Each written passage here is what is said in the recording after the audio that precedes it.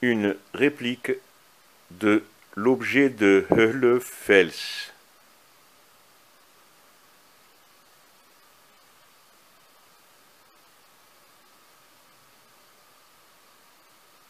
En ivoire fossile de mammouth daté de moins 40 000 ans.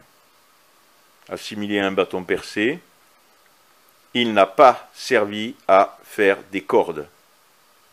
Les stries dans les perforations, qui n'ont pas d'ailleurs le même diamètre, le plus gros étant ici, le plus petit là, et ceux-là de diamètre à peu près similaire, les stries ne sont pas dans le même sens. Ici, c'est dans ce sens, ici c'est dans le même sens, et hop, sens inverse. L'autre côté, ici c'est le même sens que là, et hop, sens inverse. Donc si on faisait passer les fibres à l'intérieur, en tournant, eh bien, ça serait tout dans le même sens. Donc s'il y a un côté et l'autre côté avec des sens inverses, ce ne sont pas les fibres qui ont produit cet effet que j'appelle tôle ondulée. C'est en perforant les trous que cet effet tôle ondulée se produit tout naturellement dans l'ivoire fossile de mammouth.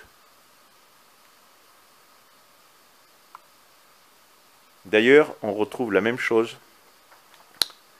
sur ce fameux bâton qu'on appelle bâton percé de Solutré. Là, il n'est pas à l'échelle, hein. Là c'est 3,5 cm. L'échelle, c'est 5 cm de diamètre. On a aussi le même effet tôle ondulée. C'est en agrandissant le trou ou en perforant, d'ailleurs le geste est dans ce sens-là, que ça produit cet effet naturellement. Voilà, pour rigoler, pour le final, voilà. Donc ces stries qui sont à l'intérieur de la perforation, ça ne serait pas pour un pas de vis, pour par exemple une scie pliante aurignacienne. Oui, le fait de faire des cordes, c'est du même ordre que cette plaisanterie.